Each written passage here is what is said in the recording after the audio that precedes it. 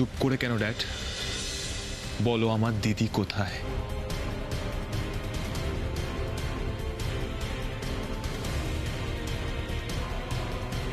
দিদি? দিদি কাকে বলছো দাদু ভাই?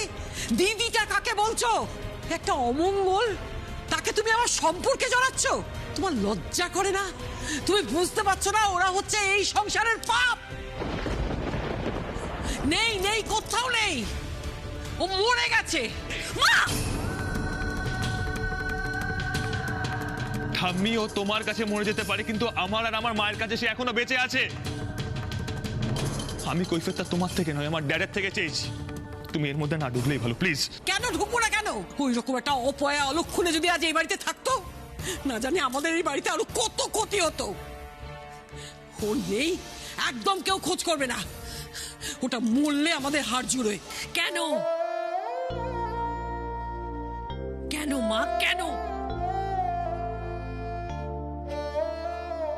ছোট্ট একটা বাচ্চা সবে জন্মেছে,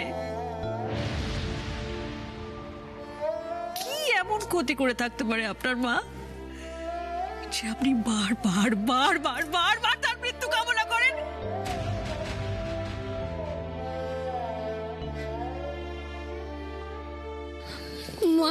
মা তুমি কেঁদো না, মা কেঁদো না।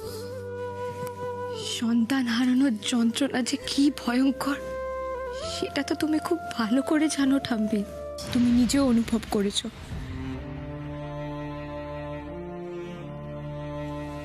তাহলে কি করে তুমি আরেকজন মাকে এরকম কটু কথাগুলো বলতে পারছো?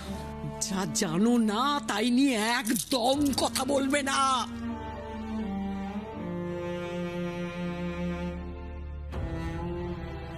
আমি যা বলছি ঠিক বলছি। তুমিও কি সেটাই মনে করো ড্যাড? যা হয়েছে ঠিক হয়েছে?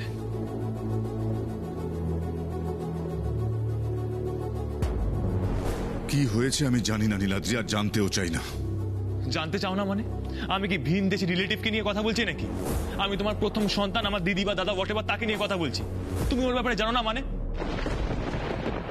তুমি আর মা তো তাকে জন্ম দিয়েছিলে ড্যাড।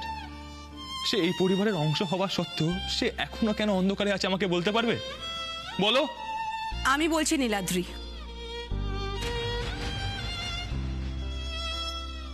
এই তুই আবার কি বলবি? তুই কি বলবি? নীলাদ্রি, তুই দাদার প্রথম সন্তানের ব্যাপারে দাদাকে জিজ্ঞেস করছিস? দাদা কি করে জানে? দাদা তো কোনো খোঁজ জানে না। শুধু তাই না, দাদা তার মুখটাও অবধি দেখেনি।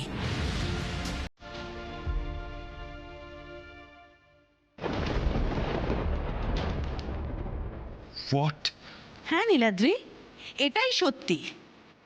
কিন্তু কেন বড় বেমনি? বাবা কেন সেই সন্তানের মুখ দেখেননি? কি করে দেখবে? জন্মের পরেই তো মা তাকে একটা অচেনা অজানা মহিলার হাতে তুলে দিয়ে বলেছিল তার ব্যবস্থা করতে।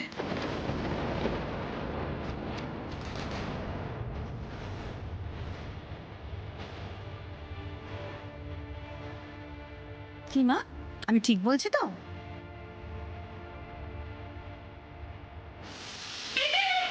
দিদি, দিদি তাড়াতাড়ি ওঠো, দিদি তাড়াতাড়ি ওঠো, সর্বনাশ হয়ে গেছে দিদি, তুমি তাড়াতাড়ি ওঠো। কি কি হয়েছে ললিতা?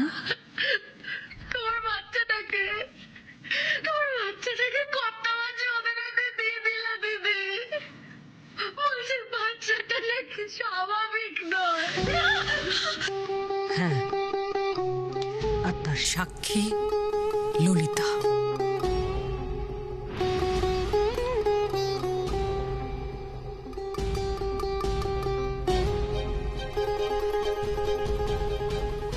কেন ঠাম্মি, এই কাজটা তুমি কেন করতে গেছিলে? একটা সদ্যজাত সন্তানের ব্যবস্থা করতে চেয়েছিলে তুমি। এই কাজটা করার আগে একবারের জন্য তোমার বুকটা কেঁপে ওঠেনি? কাঁপেনি, কাঁপেনি, কারণ সেই বাচ্চাটা তো আর 5টা বাচ্চার মতো নর্মাল বাচ্চা ছিল না, তাই না? আর সেটাই তার অপরাধ। কেউ বৌদির কোনো পারমিশনও নেয়নি। তখন বৌদি সবে সবে ডেলিভারি হয়েছে, সেই যন্ত্রণায় অসহায় অবস্থা, তার সুযোগ নেই তো মাই জঘন্য অপরাধটা করেছিল।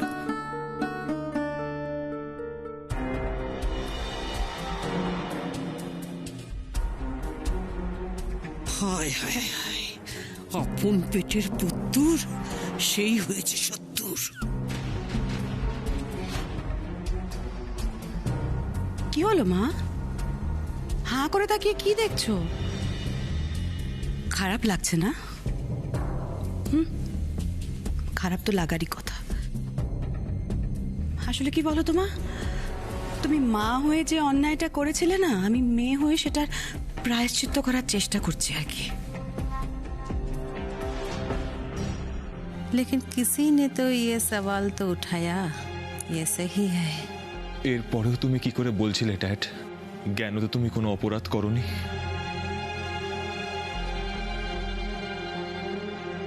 যে নিজের স্ত্রী নিজের সন্তানকে সুবিচার দিতে পারে না, সে নিজের দেশের ভালো কি করে করবে? করাপশন তো বহু বছর আগে থেকে এই বাড়িতে শুরু হয়ে গেছিল ড্যাড, আর তুমি মুখ বুঝে সবটা সমর্থন করে গেছো, না জানার ভান করে গেছো। তুমি সংসার আর রাজনীতি দুটোই অন্যের কথা মতো চালিয়ে গেছো ড্যাড। অন্যের মতামত তোমার সিদ্ধান্তকে মাথা তুলতেই দেয়নি কোনোদিন। তুমি শুধু মন্ত্রী হিসেবে নয় ড্যাড, বাবা হিসাবেও ব্যর্থ।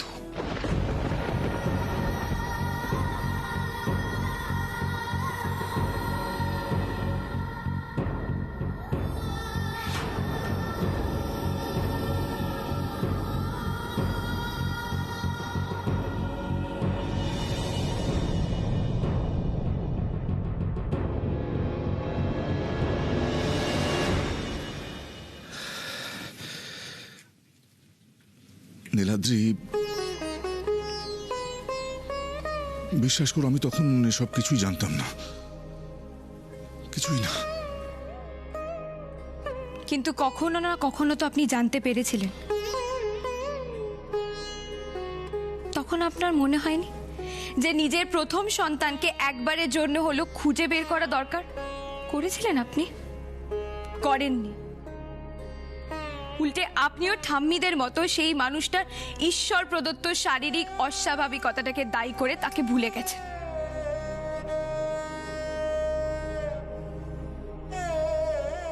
আমি যদি আজ কিছু ভুল বলে থাকি, আপনি আমাকে শুধরে দিন বাবা, প্লিজ।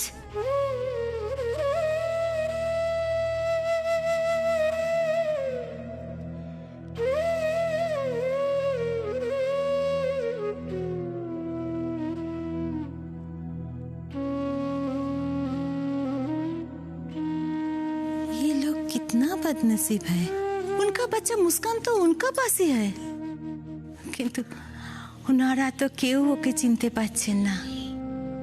আমি কি করে বলবো যে মুস্কানই আপনাদের বাচ্চা আছে?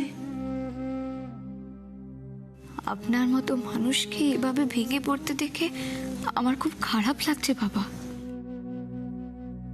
কিন্তু আপনার কর্মফলই আজ আপনাকে এই জায়গায় এনে দাঁড় করিয়েছে।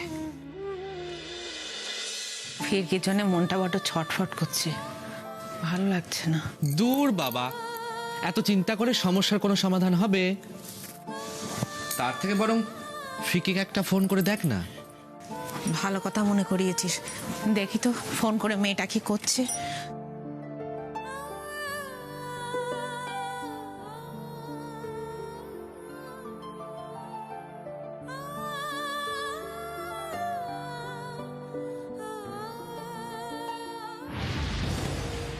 এই কি হলো রে? ফোনটা কেটে দিল। ফিরকি তোর ফোন কেটে দিল? আমার মন বলছে ওই বাড়িতে নিশ্চয়ই একটা কিছু ঝামেলা হচ্ছে। সেটা তো হবে। ফিরকি শ্বশুর অত বড় পাল্টা জবাব সহজে হজম করবে না। হ্যাঁ, অশান্তি ঝগড়া তো হবে। নিজামুদ্দিন বাবু তো বলেই গেলেন। আমি ভয় পাচ্ছি ফিরকি ঝামেলাটা সামলাচ্ছে কি করে। অযথা কেন ভয় পাচ্ছিস? ওর সঙ্গে তো মধুজা আছে, নীলাদ্রি আছে, আর সব থেকে বড় কথা ওর সঙ্গে ওর শাশুড়ি আছে। লক্ষ্মী মাসি, ও লক্ষ্মী মাসি, লক্ষ্মী মাসি, এই দেখো না, একটা লোক এসে এটা দিল আর বললো যে এটা তোমার নামে এসছে। কি রে এটা? আমার নামে? আচ্ছা আচ্ছা ধর। কি এটা?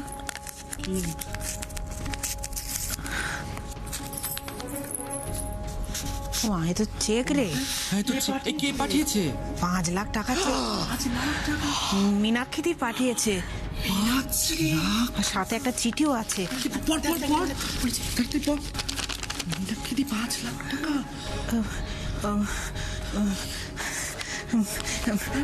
মীনাক্ষী দেবী 5 লাখ টাকাটা পাঠিয়ে লিখেছেন যে আমি যেন যত তাড়াতাড়ি সম্ভব এই টাকাটা দিয়ে এনজিওর কাজটা শুরু করে দিই। এটাই নাকি সব থেকে ভালো সময়। দেখেছিস তো লক্ষ্মী, আমাদের ভালো সময় যাচ্ছে রে। আমি বঙ্গ সেবা পার্টি ত্যাগ করতে চেয়েছিলাম বলে তুমি আমার সিদ্ধান্ত বদলাতে বলেছিলে। বেশ, আগে তুমি আমার দিদিকে এনে দাও, তারপর আমার সিদ্ধান্ত তোমাকে আমি জানাবো। তুমি বহুবার আমার ব্যবহারের জন্য কৈফিয়ত চেয়েছিলে, আজ আমি তোমার কাছে কৈফিয়ত চাইছি।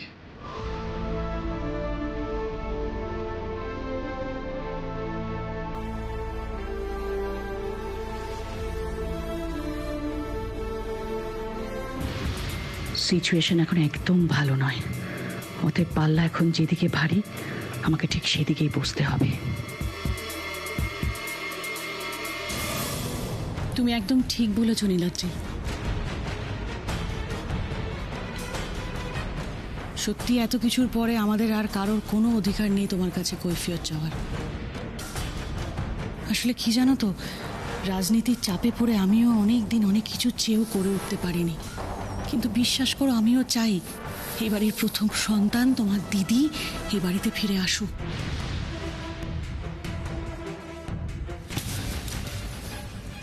রুমা, কি বলছো কি তুমি এসব?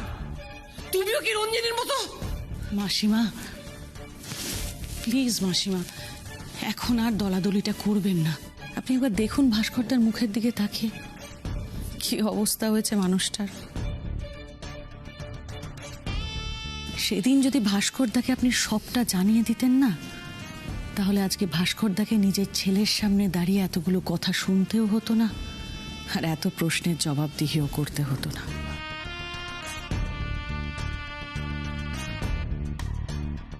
আমি তোমায় বলেছিলাম না, আর যা যা এই বাড়িতে হচ্ছে তা কারোর না কারোর করা পাপের ফল আমাদেরই বাড়ির। কারোর না কারোর করা পাপের ফল।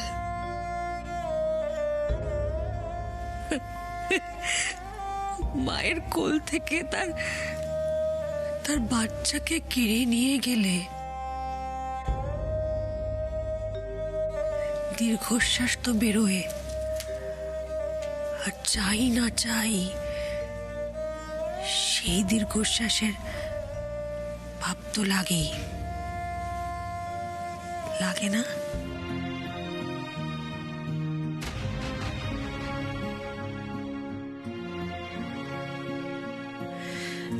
আর সেই অভিশাপেই তো আমাদের পরিবারের এই অবস্থা।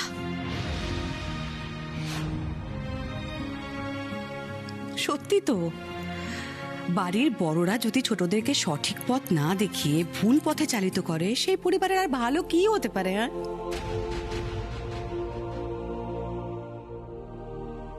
বড়ি দিদি, আপনি খুব কষ্ট পাচ্ছেন, আমি বুঝতে পারছি। আমিও তো মা আছি। আমি আপনার বাচ্চা আপনাকে ফিরিয়ে দেব বড়ি দিদি। শুধু আপনি এ বাড়ির কাউকে বলবেন না, কাউকে না। চলো মা।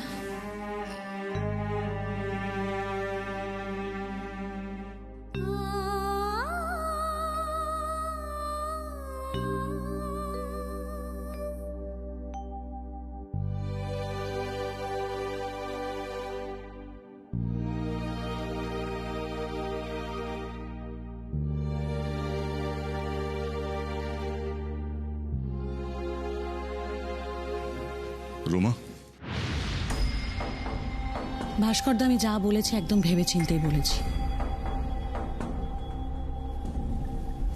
বাড়ির পরিবেশ কিন্তু খুব খারাপ। তুমি নিজেই বুঝতে পারছো যে কিভাবে ফাটল ধরেছে। আর তার মধ্যে মিডিয়ার সাথে যা যা হয়েছে, তারপরে ওরা আমাদের বাড়ির হাড়ির খবর তো পাবলিক করার চেষ্টা করবেই। ভুলে যাও না, এই মুহূর্তে অপোনেন্টের কাছে তোমার সব থেকে বড় উইক পয়েন্ট তোমার পরিবার। লক্ষ্মীরা সেই সুযোগটাও নেবে। হ্যাঁ, তাই বলে আমি এটা বলছি না যে তুমি অসভ্যতা সহ্য করো। তাহলে কি করব? কি করবো আমি? কি করা উচিত আমার এখন? মাথাটাকে ঠান্ডা রাখতে হবে, রিল্যাক্স। একটা কথা ভুলে যেও না ভাস্করদা, ভোটের আগে অবধি তোমাকে শুধু বাইরের পরিবেশই নয়, বাড়ির পরিবেশটাকেও একদম ঠান্ডা রাখতে হবে।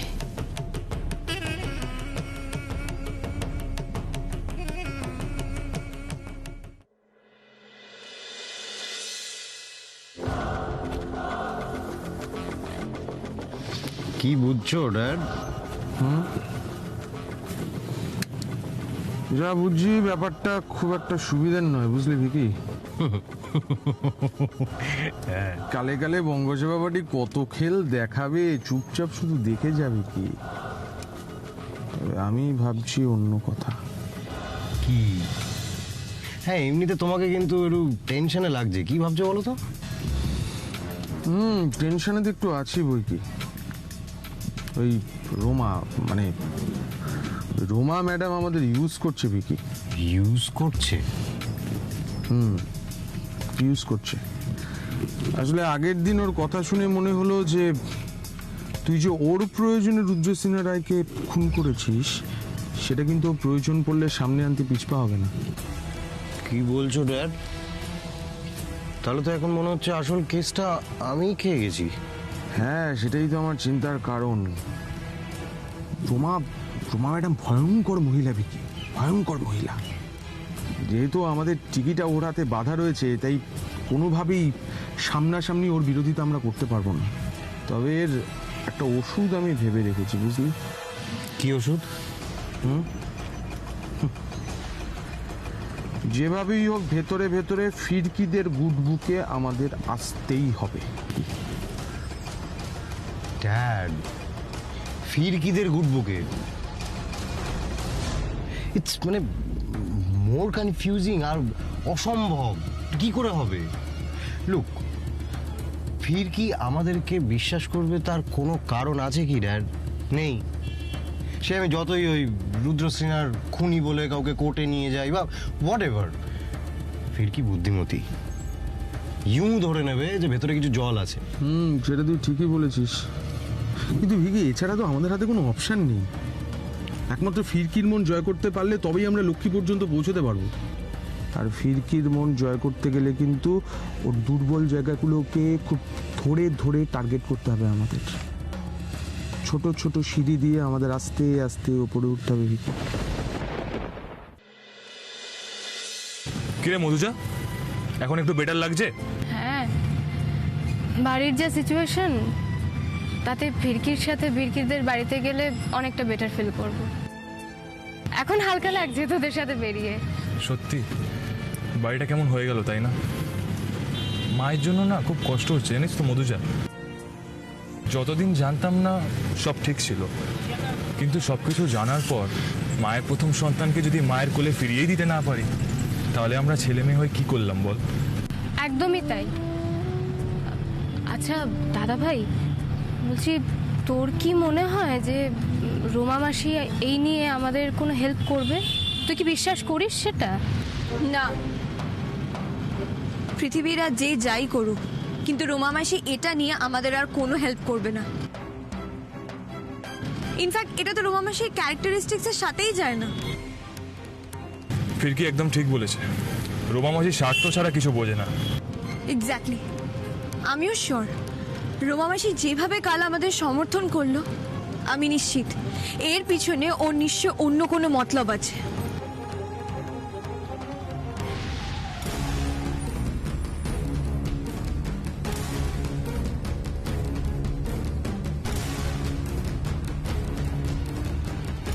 What rubbish! এভাবে রাস্তা আটকানোর মানেটা কি? ফিরকি, তোমাদের সঙ্গে আমার কিছু কথা আছে।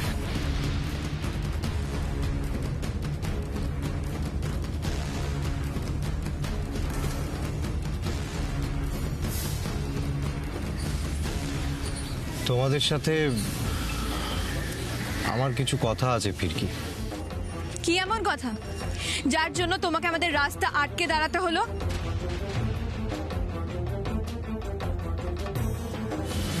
এটা দেখো।